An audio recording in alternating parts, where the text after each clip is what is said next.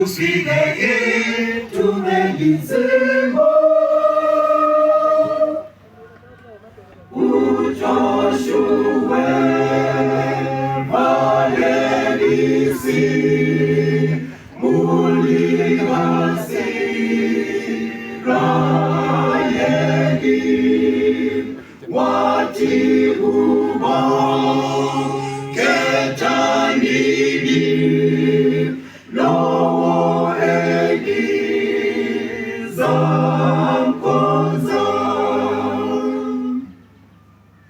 uJoshua wasetiluma ketanina mkikosi haleluya bilizamkoza kukulu uJoshua wasetiluma ketanina mkikosi haleluya bilizamkoza kukulu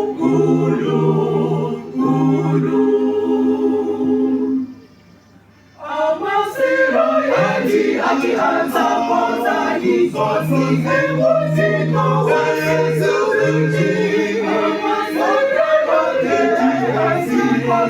ikosi uJehova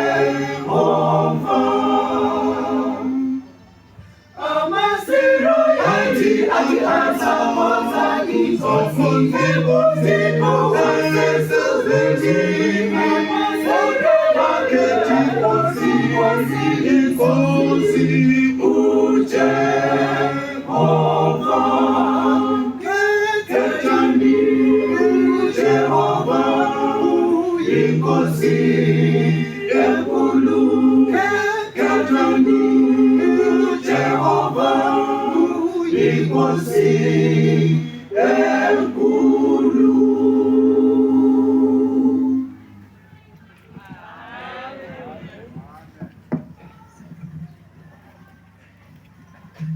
Uthi vumanini ngiveze abaphethe umsebenzi lapha osithungamela ngenkonzo yezingoma kuhlabelela umama uMrs Mathuthu esuka eChabalala Church.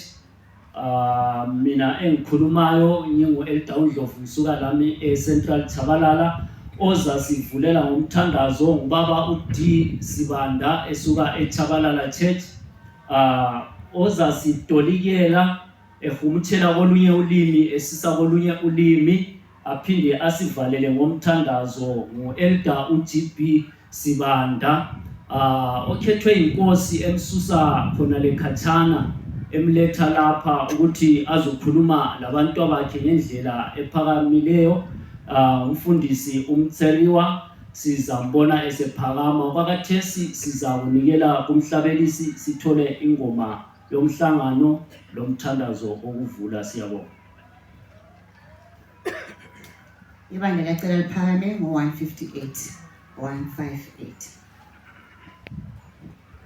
ukuvuna kumhlaba kusondele inkosi ibiza abavuni bayo kudene tuzamabela vuthiwe avuthiwe ali nelisibuya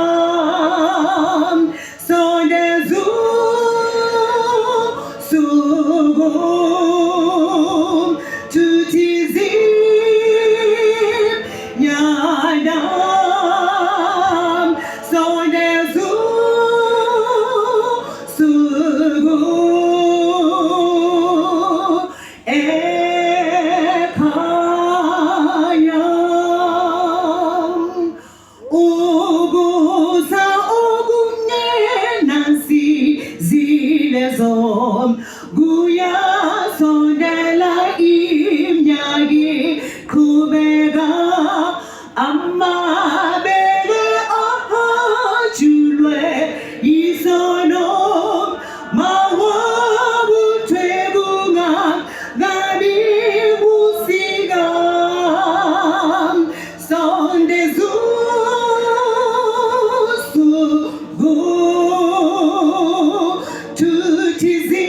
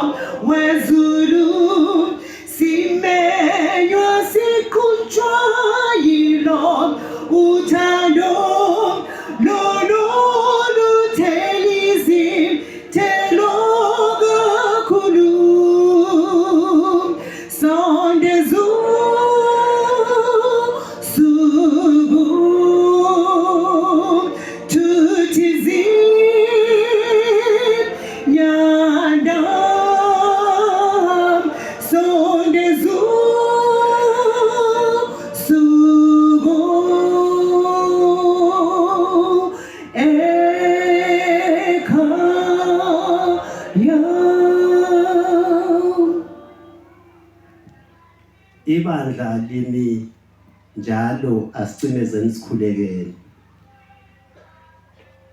Baba wethu osezulwini mdali wezulu lomhlaba, sizile lapha silambele somela ukulunga kwakho. Bonke abezileyo lapha engazathi izulu lingabapha abakulandileyo. Sinanzelela sisuke ezindaweni ezehlukeneyo. Injongo yinye ukuthi sizodinga ubuso wakho.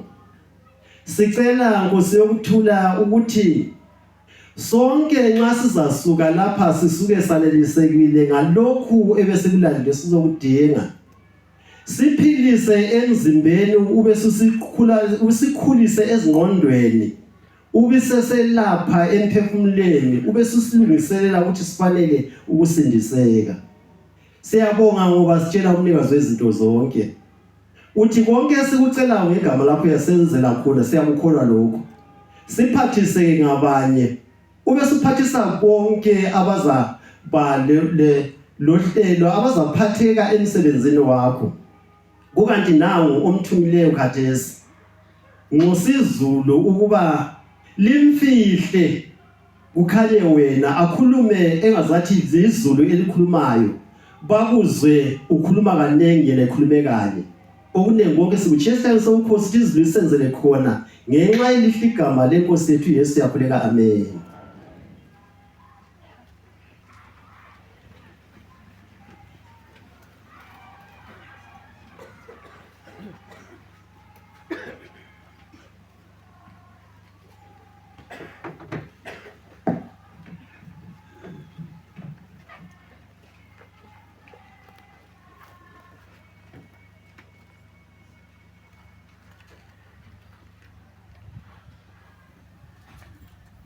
Liyamangala ukuthi kungani nginomuntu eceleni kwami.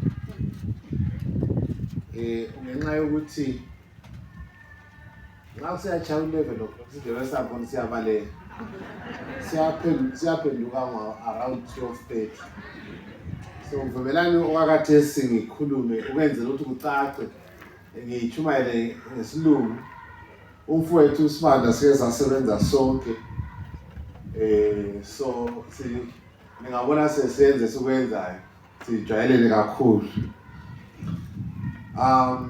Allow me to read our scripture of the day. Vumelani ngibale ivesi yosuku. It is 2 Corinthians Sibana uKorinte wesibili chapter 10 isahluko 10 from verse 3 to verse 5. Sukusela kuvesi ngelika 3 sisiya kuvesi ngelika 5. That should be enough for our service this morning. Kuyabe kwenele inkonzo yethu yekuseni. I'm allowing you to get there. Ngililindele ukuthi lifike khonapho. 2 Corinthians chapter 10 Korinte wesibili isahluko 10 verse 3 right through to 5. Uvesi ngelika 3 sisiya ku 5.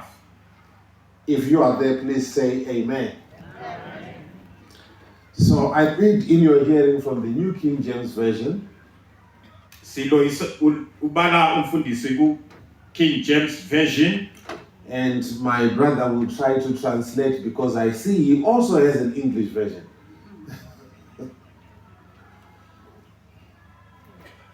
I will read the verse and then he will also read. Let me read.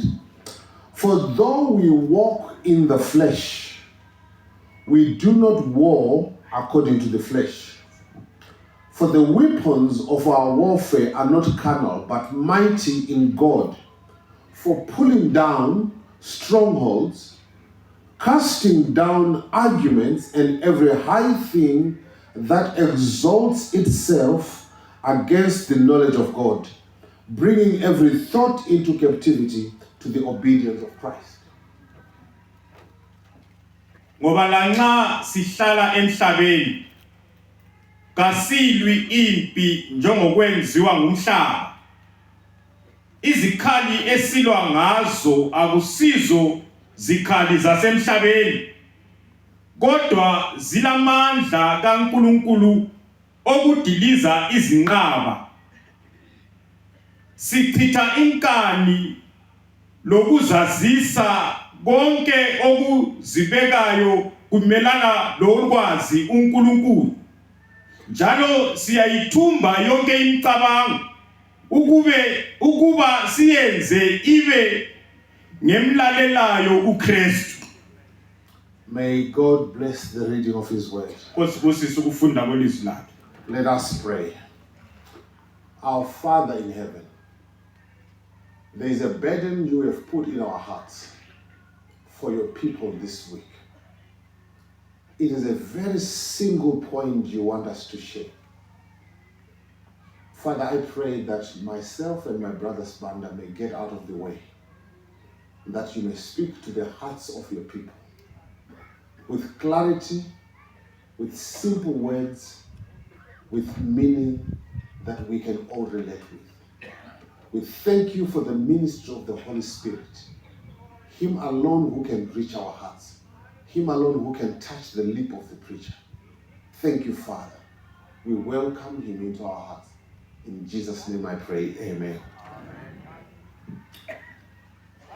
It has been a joy to receive the call to come to Victory. I said both to Pastor Siziba and Pastor Chuma that it was an emotional moment coming to, particularly to Victory. I remember when we were Form 1s and Form 2s in the mid-80s. I was singing in a group called Sasmel Chorus. Pastor Preacher Ngwenya was an evangelist then. Pastor Preacher Ngwenya from South Africa. We did a few efforts around this area. And as we were driving through, I could remember some of the homes we visited. So it was emotional in that way. But when I received the call to come, I did not know exactly which churches I came to. It didn't matter to me. But when I knew that the churches that I came here, except maybe for Plumtree and Poing, I've never been there. But the other churches that I came here, they are churches close to my heart. In my lay evangelism days, I used to go to those churches. I have friends in those churches. I have family in those churches. Spiritual family and close family, blood family. So may God bless you as we worship and commune together. Pleasantries out of the way, let's get to the crust of the matter. This text here, Pastor, I used to think it is a twin text to Ephesians chapter 6. Is there anyone like me? As you start reading the text, if you are an Adventist, an old Adventist, old time Adventist, the ones that have verses coming through their nose, as soon as you read 1 Corinthians chapter 10 verse 3, Ephesians chapter 6 comes to your mind. For we are not fighting against, remember the text, but we are fighting against principalities. For many years I used to join these two verses. But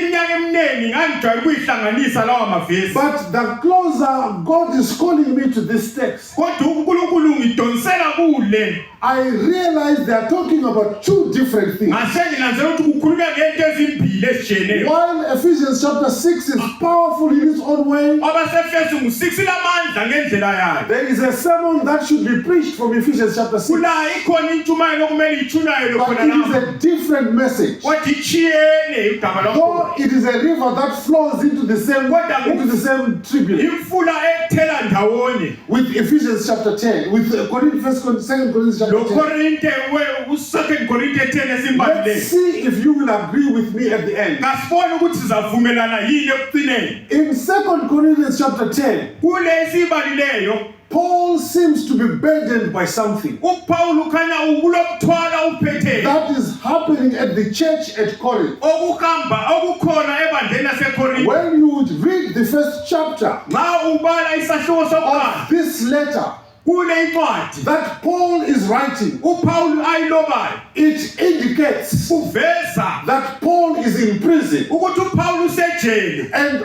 obviously we know njalo siyakwazi that this must be the prison in Rome. ukuthi yijele yaseRoma. This is the most beautiful city of the day. idolobho elalihle ngaleso It is a sikhathi. magnificent city of the day. lalilihle ngaleso sikhathi. But Paul is in prison. kodwa uPawulu usejele. And Paul receives a message uPawulu abesethola udaba of things that are happening at Corinth. ukuthi kwenzakalani We eKorinte. don't know exactly kasilakho konke what's happening at Corinth. ukuthi kuyini kwakuthatha indawo Have you eKorinte. ever listened to a telephone conversation? kodwa nxa wokulalela abantu bexoxa efonini, Someone is on the phone umuntu uyabesefonini, and you can understand what the other person is saying, ungaphosa uqedisise ukuthi omunye ngaluthi though you cannot hear them. lanxa ungawumzwanga You know what they are saying uyeza ukuthi uthini by the response of the person you can hear. ngempendulo yalowo omlaleleyo. Have you ever been there? siyakwakunanzelela So we can almost make up, singacabangela though we don't know for sure, lanxa iqiniso lonke singelalo what is happening, what is burdening Paul. ukuthi kuyini okwakuhlupha uPawulu. Please come with me on a journey. sondela sihambe sonke. I have come with this burden in my heart. ngibuye lalo umthwalo enhliziyweni I yami. believe God has burdened me with this. ngiyamkholwa uNkulunkulu ungifakele It lo is one mthwalo. singular message, Pastor. ludaba olulodwa I could say it in one sentence. bengingalukhuluma And we ngokukodwa say, let's pray, let me go home. ngikhuleke bese And sihambe. here is the message. kodwa nanti udaba The pastor last night made it easy for me. umfundisi izolo kwenze kwabalula. 3 words. amagama amathathu. God is love. uNkulunkulu luthando. Thank you for saying amen. ngiyabonga ngokuthi amen. Because this is the beginning and the end of the gospel. ngoba yikho ukuqala nokuphela Oh, kwevangeli. church, are you with me? ibandla likhona yini? I am an Adventist. ngingumsala. Ngingumsabatha mina.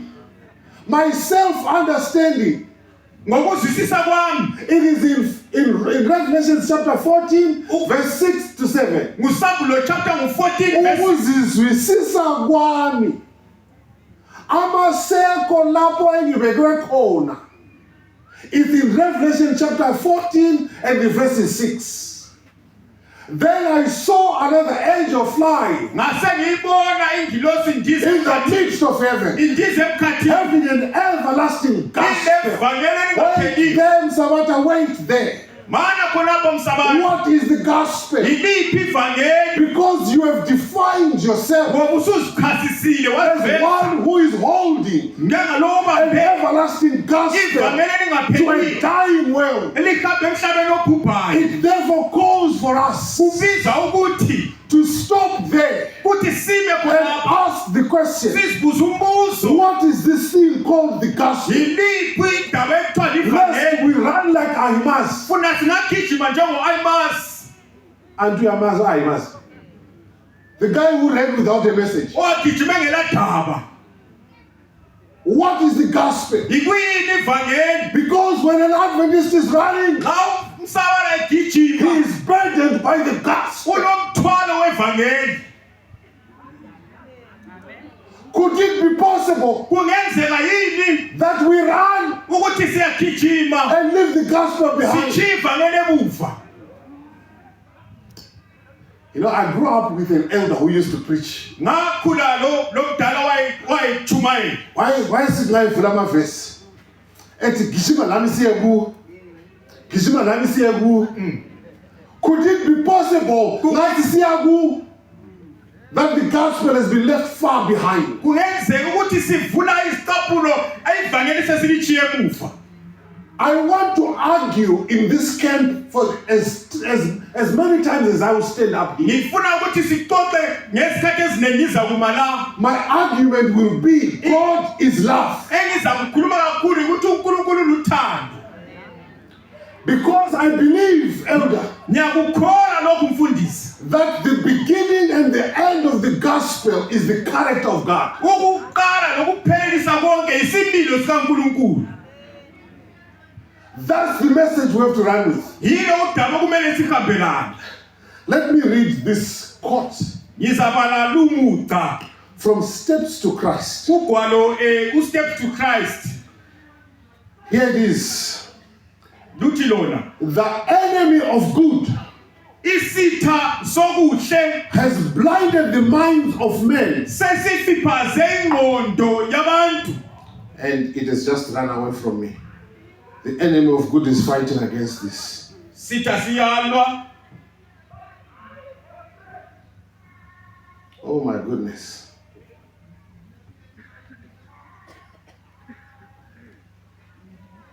I just started reading. Right here we found it.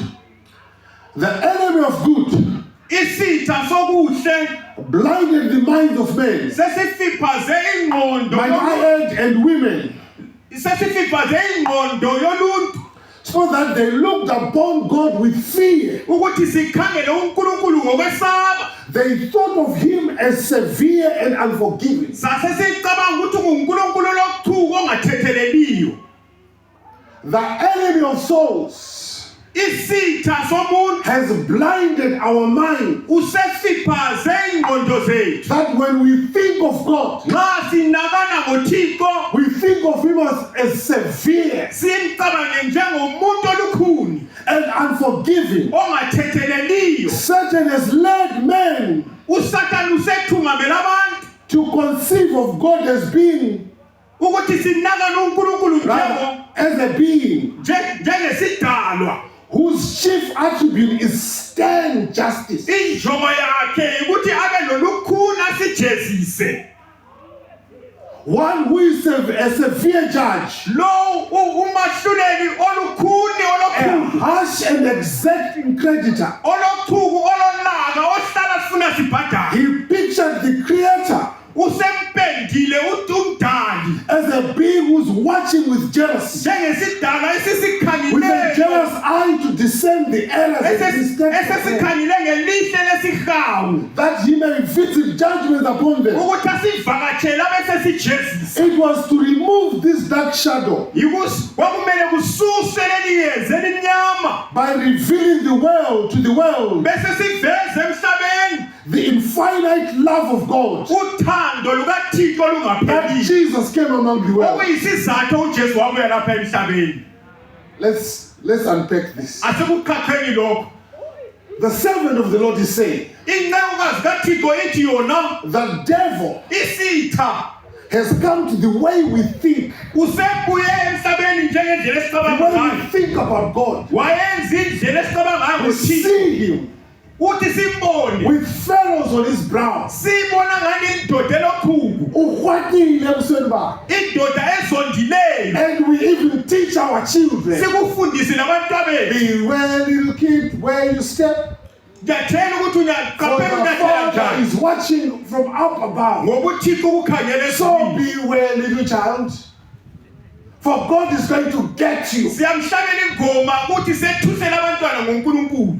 Church, are you here with me? Siyakuzwa yini lokho? Sometimes my blood boils Kwesinye isikhathi igazi lami liyakhwatha when I hear as a person telling a children's story during divine service. nxa sitshela abantwana inganekwane ngesikhathi sedivine. And the story leaves children so afraid. Indaba yakhona ichiya abantwana besesaba, They are afraid of God. besaba uThixo, They cannot relate with you. kabala budlelwane naye.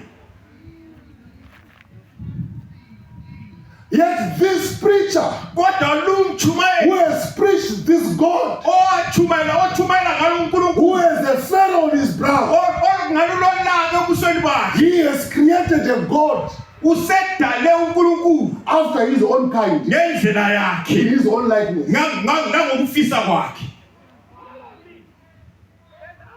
Church, are you with me? Sihamba sonke ilibandla. Now listen to what Paul is saying. Asizweni ukuthi uPaul uthini. He says, we have a warfare. Uthi siphakathi kwempi. This war, Impi leyo it is not carnal, it is not fleshy. kasiyilwi lezikhali zemhlabeni. It is a spiritual war. Impi yakomoya. We have these mighty weapons Sila izikhali ezinamandla to bring down strongholds. ukudiliza izikhali zikasitha ezinamandla. Now there is a Ndebele word that you read first. Strongholds. Izinqaba. Yes. There are these strongholds Izinqaba that need to be pulled down. okumele zidilizwe. Praise God. Akadumise uThixo. God has placed mighty weapons uThixo usinike izikhali in our ezinamandla hands. ezandleni zethu. They are not carnal. Kasisoze emhlabeni. They are not ours. Ayisozethu. They belong to God. ngezikaNkulunkulu. But God is saying, Kodwa uThixo uthi yena "Ozalapha Msabat." There are weapons out there. kunezikhali la Sorry, I take that back. There are strongholds out there. kunezinqaba phandle ngani. You are joining my army. Wena uhlanganela lebutho You lami. are my foot soldier. Wena ulisotsha lami. Here is the bazooka Nansi isikhali from heaven. esivele ezulwini. Go and destroy them. Hambe ekhaya. These weapons Izinqaba lezi are powerful izikhali to zikaNkulunkulu destroy these strongholds. zilamandla ukudiliza izinqaba. Fundis, I wanted to know what these strongholds are. What are these strongholds? Iziphi lezi izikhali. Pastor, I discovered Nginanzelele lokho. that this word stronghold, Igama leli lithi amandla. Paul uPaul does not need to go far to look to find it. kayikhatshana ukuthi lingazele yalitsho. Because right in front of him when he's in prison, Ngoba phambi kwakhe esejele there is a stronghold. kukhona kulamandla. And he borrows that word. Abeseboleka leli gama. It's just like me. Kunjengami I am preaching to you. yachumayela khathesi. And I'm looking for words Ngidinga amabala to use to preach to you. ukuthi ngiwasebenzise. Then I see a speaker. Bese ngibona umazwakalisa. Maybe I was preaching about Revelation 14. Mhlawumbe bengichumayela And then I said, the angel said in a loud voice, asesithi ingilosi yathi ngelizwe eliphakemeyo. if I was John the Revelator, Ngabe ngawuJohane I am uMabhuleki. looking for this word Ngidinga leli bala that is called megaphone, elikhuluma loud voice. ngokulemsindo omkhulu. Because the word Ngoba igama that is used by John, elasetshenziswa nguJohane loud voice, ilizwe eliphezulu megaphone, has got its own relative in microphone. linobudlelwane lama-microphone. Micro, small phone, okuncane mega, big. okukhulu. I'm using what I have here Ngisebenzisa okukhona so that I can present my message. ukuze ngichasise isifundo sami. Is this making sense? Kuyazwakala yini? Paul was looking at something. uPaul kulento ayikhangele. It was a wall before him. Kwakulomduli phambi It was kwakhe. a concrete wall, Kwakulomduli phambi kwakhe. impenetrable, Okungangenekile. made of concrete. Wakwenze ngumduli There was oqinileyo. nothing that could pull it down. Akula ongawudiliza. Now this wall, Umduli lo let's pretend this is the wall. asenzele umzekeliso ukuthi The beautiful yiwo city of umduli Rome. umduli waseRoma. It was beautiful in the night. Wawumuhle. It was beautiful in the day. Emini wawumuhle The nasebusuku. streets Lemgwaqo were made of marble. yayiyenzwe ngamatshe When you amahle. visit the city of Rome today, Nxa wawuvakatshela you iRoma can see the ruins. uyayibona lapho kwakuphileka 2,000 khona. years later, Endulo le 2000 they are years still standing. kulokho Some of kumile. the pillars, Eminye Made out of insika marble. zilokhe zimile. Paul could not see them. uPaul wayengeka kubona lokho. Why? Kungani? There was a stronghold. Kwakulomduli. That's the word he uses. Yilo igama lisebenzayo. Maximum prison. Ijele elikhulu. it prevented him lamvikela to see the beauty of the city. ukuthi abone ubuhle bedolobho. And the mistake they made, Iphutha abalenzayo they have Paul in chains. babembophe ngamaketane. He had fetters. They're called fetters. It's a big iron ball. Insimbi esindayo Then you get attached yayibotshelwa to that fetter, kuleyo the iron ketane ball, so that he doesn't go away. ukuze angayenelisi ukubaleka. But Paul, when you read the book, the letter to the Philippians, Nxa ebhala uPaul kuncwadi yabaseFilipi, the undertone, the undercurrent nxa ebhala umcabango wakhona is that you've got me in chains, likuthi limbophele yebo but ngamaketane you have not changed my mind. kodwa ingqondo kayibotshwanga. My mind is free. Ingqondo yami It ikhululekile. is in that book where he says, let this mind be in you, Yikho ebhala ukuthi ingqondo le kayibe kini. that you may hold me. Ungangibamba ungithumbe. So Paul then says, uPaul abesesithi yena Lina maKorintiyani, you have a problem. yini lohlupho. Here is the problem. Uhlupho nanto The stronghold izikhali lezi that needs to come down. okumele He zidilizwe defines it in the next line. abese kuchasisa ngale ndlela. Here it is. Nansi It says, itsho yona. let me start with the stronghold so that you see the next verse. Mana ngiqale ngokulamandla bese libona ivesi These elandelayo. are mighty in God for pulling down strongholds, Zilamandla okudiliza izinqaba. casting down arguments. Kuwisela phansi zonke inkani. Now, Paul has a Hebrew mind, uPaul engqondo yesiHebheru but he's writing in Greek. kodwa ubhala ngesiGriki. Now, the Greeks AmaGriki ke had a way of saying something vague. I mean the Hebrews. AmaHebheru babelendlela ukukhuluma into ingaphumi kahle. Then they say a second line Bese bekhuluma umugqa wesibili that defines the first line. ochasisa umugqa wokuqala. So the first line says Umugqa stronghold. wokuqala uthi yona izikhali. The receiver of the letter Othola lincwadi hears a prison wall. abese ephakathi kwejele. He hears Abese sizwa in the word stronghold. abese sizwa egameni lithi okulamandla No, inna. izinqaba. He hears a prison wall. Abese sizwa umduli. And what is Paul talking about? uPaul kathi ukhuluma ngani? Then he says, this stronghold that is to be pulled down. Abese sithi izinqaba lezo kumele It zidilizwe. is the casting down of arguments. Yikudiliza konke inkani. So Paul is saying, uPaul uthi yena though I am in prison, lanxa a ngisejele physical prison, ejele ebonakala Makorinte, kodwa ninamakhwela Kwenzelelani, there is a prison wall in the mind. kulomdulo osengqondweni. You may be free Yebo ngabe ukhululekile walking down the streets, uhambe esitaladeni but you are in prison kodwa usejele in your mind. engqondweni yakho. Now Paul says, uPaul abese I sithi am not worried about that, angikhathazeki ngalokho because the enemy of souls ngoba isitha sabantu has put you in prison. usekufakile wena ejele. But I'm a warrior. Kodwa mina ngilibutho I have come down. ngibuyile lapho. God has placed in my hands uNkulunkulu ufakile ezandleni zami mighty weapons izikhali to ezilamandla cast down the stronghold. ukudiliza izinqaba. Now, Mfundisi, the word argument, Ibala elithi inkani that's a wrong translation. ayisiyo eqondileyo. Let me tell you a story Manje ngitshela inganekwane that illustrates that. echasisa lindaba. Elder, I can hear right here on my shoulder, Ndala ngiyezwe endlebeni yami sits my preaching teacher at college. sukusela owayifundisa ukuchumayela esikolo. He said, don't use Greek on the pulpit. Wathi ungasebenzisi isiGriki kupulpit. Just find a way of translating it. Thola indlela kuphele ukutolika.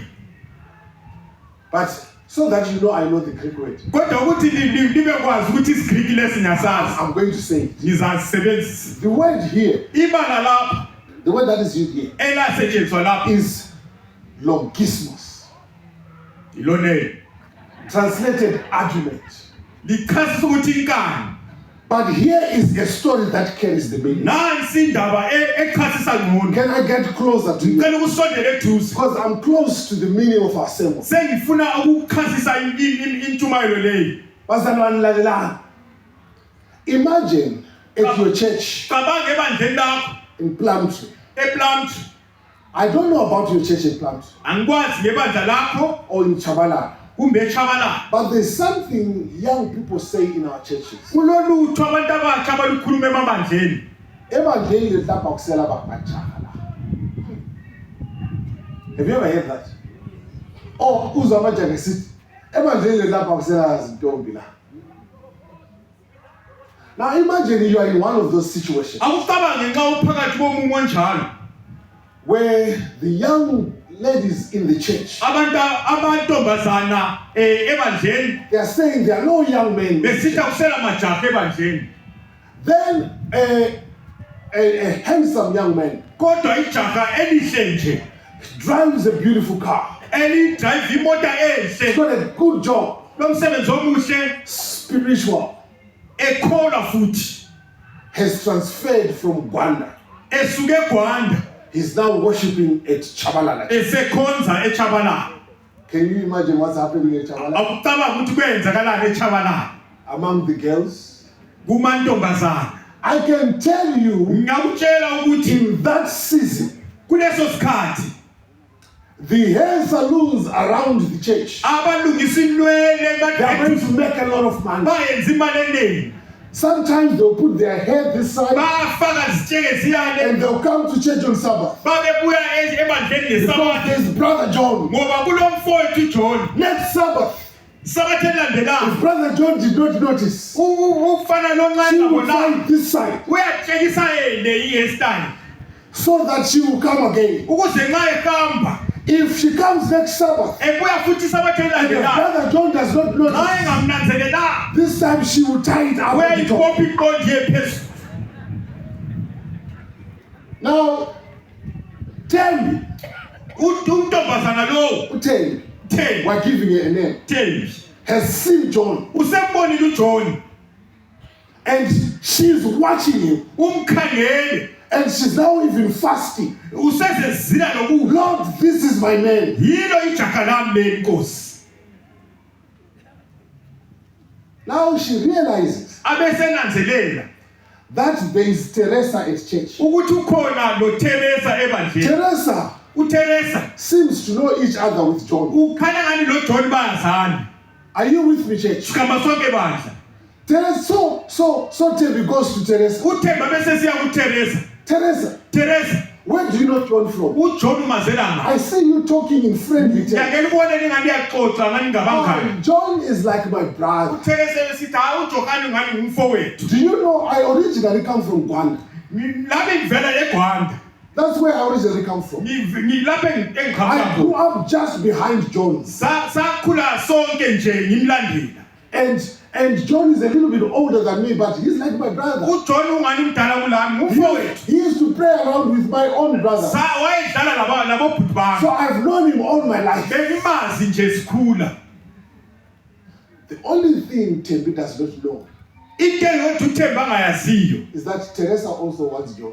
ukuthi uTheresa la uyamfuna uJohn And then Tembi says, uThemba bese sithi you know what, Teresa? uyakwazi ukuthi iTheresa My heart is so stricken.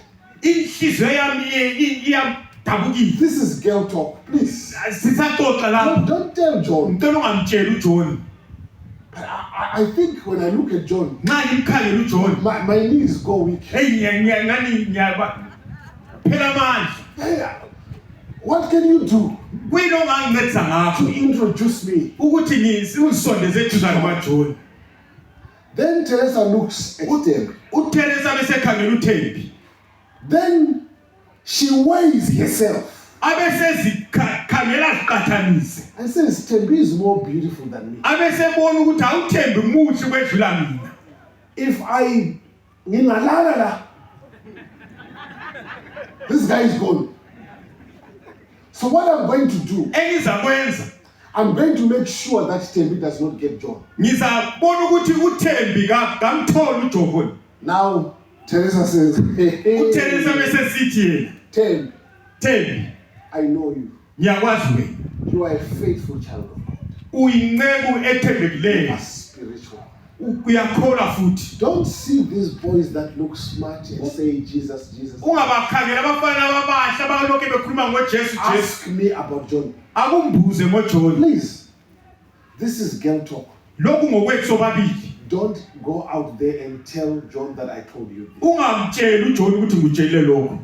John has got 2 children with 2 different girls. uJohn ulabantwana ababili labo mama ababili abatshele. And there are many others whose hearts are broken. Bakhona abanye futhi abaphula inhliziyo If that ngoJohn. is not enough for you, Tembi, Nxa lokhu kungakwenelanga I know John's mother. umama kaJohn nyamazi.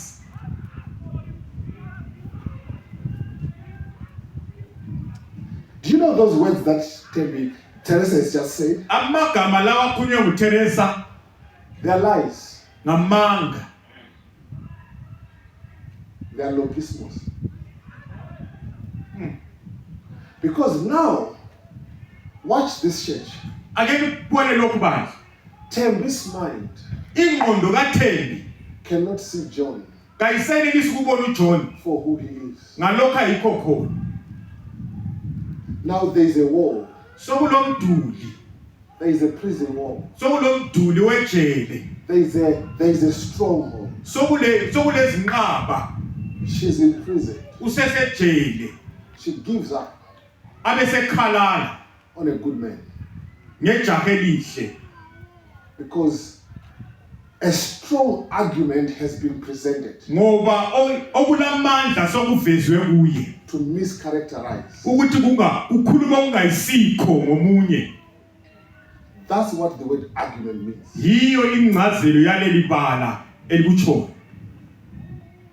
Let's read the text again. Asiyibaleni With kuhle a little bit more clarity. khathesi sicaca. Here it is. Nanso ke It says, itsho yona for the weapons of our warfare. amandla okulwa.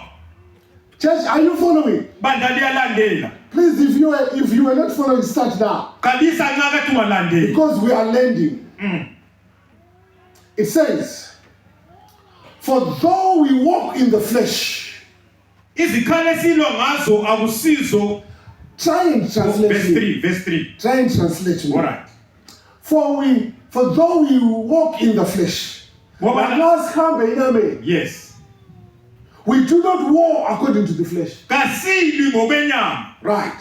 For the weapons of our warfare Ngoba izikhali zokulwa kwethu are not carnal, ayisizo zemhlabeni kumbe zenyama, but they are mighty in God kodwa zilamandla kaNkulunkulu for pulling down strongholds. ukudiliza izinqaba. Now, casting down arguments. Sidiliza inkani. Now, you know what inkani means now? It means words computed to obscure someone's character. Kutsho ukuthi amabala afakiweyo ukungavezi isimilo esiqondileyo ngomuntu. You get that with me now. Now, he goes further to explain. Pastor, hear this with me. What are those arguments? Yiziphi lezo? Everything Konke that exalts itself okuziphakamisayo against the knowledge of God. kumelana lokwazi uNkulunkulu. So, Ngakho ke when a children's teacher nxa ofundisa abantwana says, beware little child, ethi qaphela mntwana, for the Father is looking from above. ngoba uNkulunkulu ukhangele esezulwini. So beware little child. Qaphela mntwana, That's a logismos. indlela yenkani. that obscures the true picture of God. okususa ingqondo efaneleyo ngoNkulunkulu isimilo esifaneleyo ngoNkulunkulu. Hallelujah, elder. Can you picture this with me? Is it possible Kungenzeka yini that from our Adventist pulpits ukuthi kwikithi njengamasabatha we esidumile have used scaring tactics? sesasebenzisa ukwesabisa abantu, We have used the book of Revelation sesasebenzisa incwadi kaSambulo and those beasts that have iron teeth lezilo ezilamazinyo to ensimbi scare people ukwethusela abantu, and picture God bese sibona uNkulunkulu as one who's exacting in judgment njengalowo owahlulela ngolaka with a fan on his brow. ekhanya ngani ulolaka ebusweni bakhe, He's waiting to destroy you. ulindele ukuba nasibhidlize. I had two elders, Silabadala ababili, that two Adventist elders, abadala ababili ebadleni that got into a kekafo there. They had an argument. abagcina bephikisana. One of them had cancer. Omunye wayesegula umkhuhlane wekhensa After the argument, ngemva the other kokuphikisana, one had cancer omunye waba nayo and futhi he died. waselala. The surviving elder said, Owayesele ephila wathi yena, "My God, uNkulunkulu wami you don't fight with me. awungeke ulwe nami, My God fights for me. uNkulunkulu wami ulwa nami, See where he is now." khangela ukuthi ungaphi khathesi."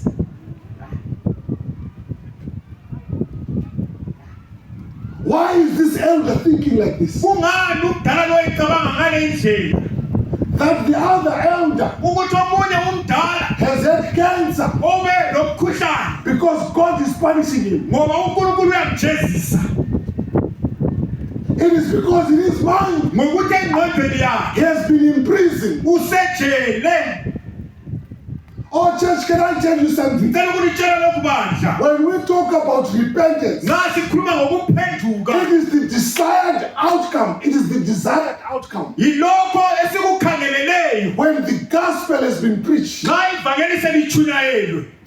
elder, Goodness, I'm at pains. ngizwa ubuhlungu, I'm like a mother who is just about to give birth. njengowesifazane eselungela ukubeletha, It has been 18 hours in labor, kungani sene-18 hours and she's ephakathi getting tired. elokhu esediniwe ukuthi And she's abelethe, afraid the baby is going to die before she comes. abesesesaba ukuthi ingane That's how I'm ingalala. feeling now. Yikho engikuzwayo khathesi. Church, follow me now. Landelani bandla, So, this is our theme. yiyo le itimu yethu, Hasten the coming of Christ. sheshisa ukuza kwenkosi uJesu. How do I do it? Ngikwenza njani When I have preached the gospel. nxa sengitshumayele ivangeli? Can you see the steps? Siyabona Follow amanyathelo, with me. Follow with me. asambeni sonke. The theme you have burdened us with. Isihloko esikhamba laso, Hasten the coming of Christ. sheshisa ukuza kwenkosi. Right? How do I do it? Sikwenza njani? Preach the gospel. Tshumayela ivangeli. Are you seeing the steps? Siyabona amanyathelo yini? What is the gospel? Ivangeli It yiliphi? is the presentation of the true character of God. Yikuveza isimilo esiqonde ngoNkulunkulu. Now, Khathesi-ke Paul says, uPawulu abesesithi, wait, Mzabata. Wait. mana Before you go, ungakahambi you have the right theme. unayo isihloko esifaneleyo, You have the right theme. isihloko sifanele. Hasten the coming Sheshisa ukuza by kwenkosi preaching the gospel. ngokutshumayela ivangeli. Wait. Mana Think about the definition of the gospel. akucabange ngencazelo yevangeli, Or else, kumbe you will run uzagijima thinking you are hastening. ucabanga ukuthi uyasheshisa Yes, you are delaying. kanti uyaphuzisa.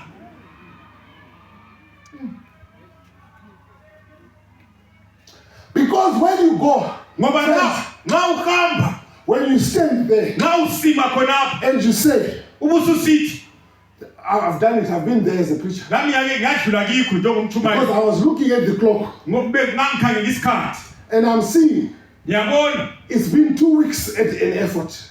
amaviki amabili There are only 3 people coming. kulabantu abathathu kuphela Went for abazinikelayo baptism. abanikela kwibhabhathizo. And immediately I went into the flesh. Ngasengingena enyameni I njengomtshumayeli, had this Messiah complex. I have to save people. kumele ngisindise phela abantu, So that sengicabanga people ukuthi will ngisindise. know ukuze abantu babekwazi that Mseriwa came to our ukuthi district. umselewa wabuya When he left, nxa we wayesuka had 40 baptisms. wabhabhathiswa abangu-40 But the problem I'm having now, uhluphe we've sengilapho got only 3 days of going. sokusele insuku And there are ezintathu 3 little children. kulabantu abathathu ngabantwana kuphela Immediately.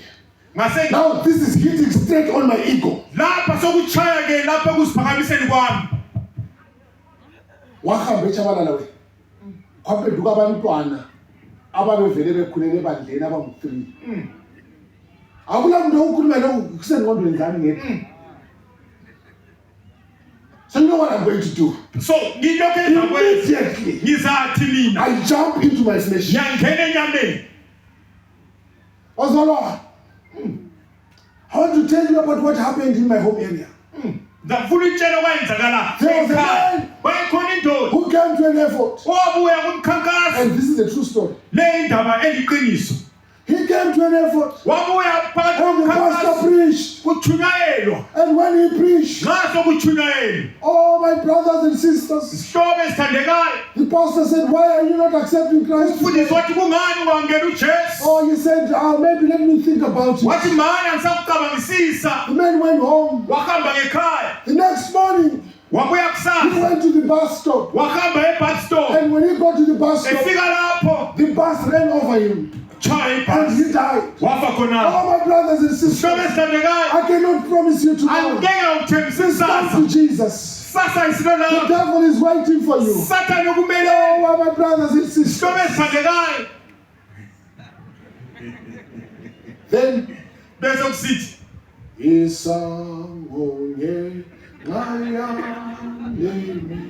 I'm playing on the feelings of people. ngidlala ngengqondo zabantu So that I can have now 72 men abantu behlezi esitulweni zabo. Ukhona inozwi leyivangeli. Lot. And people coming. abantu bese bebuya Now I want you to know ngifuna ukwazi lo that these people, laba bantu they have a relationship with the anger of God, banobudlelwane nolaka lukankulunkulu not with the beauty of his character. hathi lobuhle besimilo sakhe They can only be transformed bengaguqulwa kuphela into that which they have a relationship with. ukuze bathole ukuthi Abamzwanga. Bengaguqulwa kuphela ngalokho abalobudlelwane lakho. What is it that they have ubudlelwane lakho? Ulaka lukaNkulunkulu. So why is it that you find the whole elder Chamfas called the Tati system? If it is not that, the thing that he has a relationship with is the anger, not the love of God. Why is it that, Mama, you have been left with a stepchild? usele lo mntwana ongayisuwa mzalayo wena But your anger against your husband kodwa ulaka lwakho lomyeni wakho pouring out on this child. uyehlisele emntwaneni But you have got a green dress kodwa ugqoka isigqoko sikadoka and a purple one. lese-women's ministry Why? kungani Could it be possible? kungenzeka yini Sabbath in, Sabbath out. masabathe elandelana All we have are scare tactics. esilakho kwethusela abantu We have never had the beauty of the love of God. asake sizwe ngobuhle bukaNkulunkulu Let's close, brother. asivaleni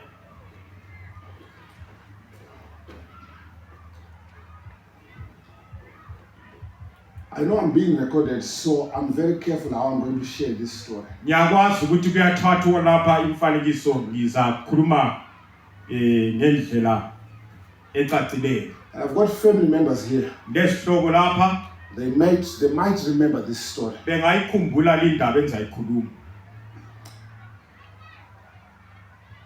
A story, true story. iliqiniso lindaba I'm going to give new names to this story. ngizalinika lamagama akhona Let's call this man, this boy, Emmanuel. asinike igama laleli jaha lithi sithi ngu-Emmanuel It's August holidays. isikhathi sekhefu ngu-August Boys are playing soccer in the rural areas. bafana bayadlala lapha ibhola emakhaya And if you know where I come from, nxa ukwazi lapha engakhulela khona we have hyenas. silempisi They eat livestock in the night. ziyadla isifuyo ebusuku. So you have to be careful. Kumele uqaphele It is every boy's duty umlando womfana wonke to go and look for cattle and goats and donkeys ukuthi ayeluse ayebuya nezifuyo at the end of the day. ekutshoneni kwelanga. Then you come and put them in the crow. Ubusuku uzosifaka esibayeni. In the morning, Ekuseni you let them out. yasivulela njalo. In the evening, Ntambama it is your duty. umlando wakho. I have been in trouble, I personally, Sengangena phakathi kohlupho. for playing too late into the evening Ngidlale kakhulu ntambama. and not find my cattle. Ngicine ngazitholanga izifuyo. You know when that happens, Uyakwazi ukuthi ungenzekala lokho, you are going to get into trouble. uyachaywa ngekhaya. Now, Emmanuel, UEmmanuel ke we played soccer together. sasidlala sonke. He goes out Wahamba after in the evening to look for his cattle. wasesiyadinga ke All of us boys, we found our cattle. ezethu thina abanye sonke sazithola. Emmanuel did not find his. Emmanuel ezakhe kazitholanga. Are you seeing it? Are you seeing this in your mind? Liyakubona yini lokho engqondweni senu? Emmanuel, UEmmanuel ke the last time I saw him, kokugcina ngambona khona it was around 8 p.m. kwakungesikhathi sika 8 ntambama. I had already closed my Ngase ngivalele ezami esibayeni. because he was a friend. Ngenxa ukuthi wayengumngane, I went to help him. ngahamba ukuthi ngiyemsiza. Around 9 o'clock, Kwathi kuchaya I u9 knew that my parents would be looking for me. ngakwazi ukuthi laba abazali I went basebengile. back home. Ngabuyela ngekhaya. Now, what I remember Engikukhumbulayo with my own ears, ngezami indlela. as Emmanuel and I were looking for cows, Nxa sasilokhe sizidinga inkomo, we met someone. sahlangana lo muntu. Let's call his name Temba. Singamnika igama ukuthi nguThemba. So we met Temba. Sihlangane ke lo Themba. Temba says, uThemba athi yena, Emmanuel, Emmanuel, are you looking for your cows? udinga inkomo zakho. And we thought, yes, someone has seen them. Sathaba ukuthi mhlawumbe umuntu And osesithole. one says, yes. UEmmanuel uthi yebo. Oh, I know that because your father said, Ngiyakwazi ngoba uyihlo uthilo lokho. if you don't come home with the cow, Nxa ungabuyanga ngekhaya lazo inkomo, achakuita kanyama kanyama. takuchaya. So I knew So ngangikwazi the spirit in which Emmanuel was in. umoya owawusukhona kuEmmanuel. Forgive me if I get emotional about this story. Ngixolele nxa ngasuka ngaphatheki kabi ngale indaba. I went home Ngabuyela ngekhaya at 10 p.m. ngothele usuku, There was a knock on our door. ngezwa inokho emnyango. They opened the door. Savula umnyango, It was Emmanuel's father. ubaba kaEmmanuel. Tapiwa, Embiza mina igama Tapiyo. where is my boy? Ungaphi umfanami? The last time I was with him was around 8 o'clock. Ngamtshela ukuthi hayi ngimcine ngama-8 He was looking for cows. edinga inkomo. The face I saw that day, Ubuso engabubona ngalobo busuku it is still stuck with me. lokho buhleze engqondweni yami. It was a face, Kwakungubuso not of a father hatshi okubaba who wants to do kanyama kanyama. owayefuna ukuchaya umntanakhe. It was a face of a concerned father. Kwakungubuso bobaba okukhathakisekileyo. Tapiwa, where is my boy? Tapiyo ungaphi umfanami? I saw Temba. This is the father. Ubaba wasesithi ngiyabona uThemba. I told Temba, Ngase ngimtshela uThemba, if you meet my boy, ungahlangana lo mfanami, tell him umtshele I have driven the cows home. sengizithethe inkomo ngahamba lazo ngekhaya. I said, what? Kade ngamangala. We looked for Temba in the next day. We didn't find him. Sase simdinga uThemba usuku olulandelayo simtholanga. We looked for him in the third day. We didn't find him. Ngosuku lesithathu simtholanga. Temba was only found on the fourth day, uThemba watholakala ngosuku lwesine hanging in a tree. ezibophele esihlahleni. My dear friends, So when we picture God, singapenda uThixo, as an angry God. njengonkulunkulu ololaka Why not preaching the gospel? asitshumayele ivangeli. God's heart pulsates with love for sinners. uNkulunkulu inhliziyo yakhe iyatshaya ngothando afuna izoni zibuye kuye. Romans chapter 2 verse 4. uRoma 2 verse Do 4. you despise therefore the love, the goodness of God? Uyayisa yini ukulunga kwaNkulunkulu? Do you despise therefore the goodness of God Ungayisa yini ukulunga and kwaNkulunkulu? his long suffering? Lokubekezela kwakhe. Don't you know Awuwazi that yini it is his goodness ukulunga kwakhe that brings us to repentance? okusidonsele kusindisweni? Not his anger, Hathi ukuzonda lolaka his lwakhe, goodness. kulunga kwakhe. Friends, Isihlobo, God is love. Thixo uluthando. We spend some time thinking about that Singachitha ithuba sicabanga in khona this camp. kule ikamba. It costed him his son. Kwanikela indodana yakhe. It costed the son his life Indodana yakhe ilahlekelwa impilo because he loves human beings. ngenxa yokuba uyalithanda umuntu. God bless you. uNkulunkulu asibusise.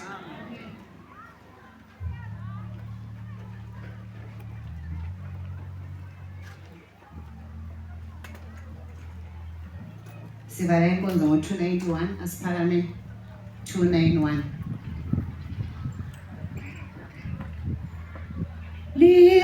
Lifanele iwudlu, lifanele iwudlu, lifanele iwudlu,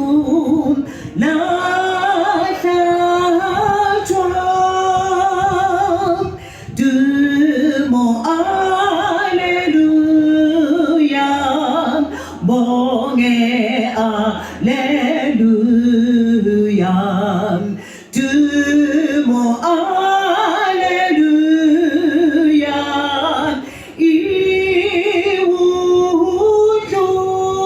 iwudlu sidisile tumbuso uzoqeda izono, letha ubuso wakho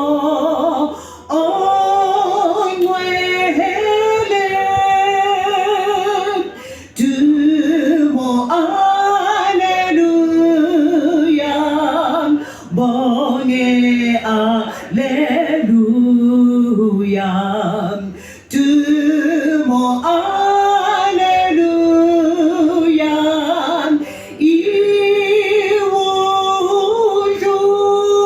iwudlu ingathi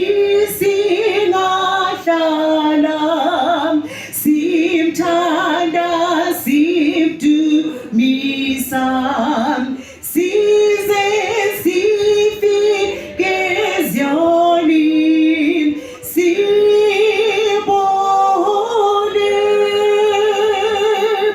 dumo,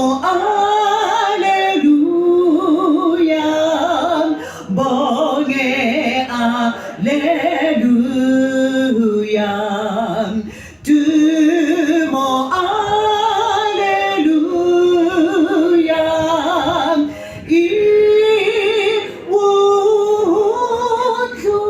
iwudlu. Siyakhuleka. Baba wethu engcwele osekhaya ezulwini. Emini siyabonga, siyadumisa ubunandi bokuba lapha ke meeting. Lapha uthumile inceku lencekukazi zakho ukuzosincedisa sibone umfanekiso ofaneleyo ngesimilo sikaNkulunkulu. Siyabonga ukukhunjuzwa ukubana ekujuleni kwenhliziyo yakhe kugcwele uthando luphuphumayo lungapheliyo. Yilo injongo yethu njengebandla kumele siluveze emhlabeni obhubhayo. Sixolele usithethelele njengamabandla fune emuva sike zayithusela abantu. Khathesi usifundisile camp ukuthi sibuyele siyechumayela ivangeli kuhle. Siwaveza amaqiniso esikhathi kodwa siwaveza ngothando. Siwaveza siveze lo uNkulunkulu olesihawu ofisa ukuthi isoni sonke siphendukele kusindisweni. kubeka usebenzisa inceku lencekukazi zakho kuona lo mhlangano ekupheleni kudunyiswe elakho igama ususiza uzoqoqa abayenze intando yakho siloyisa ukubalelwa kulaba abakusindiswa ngenxa kaJesu inkosi ethu siyakhuleka amen.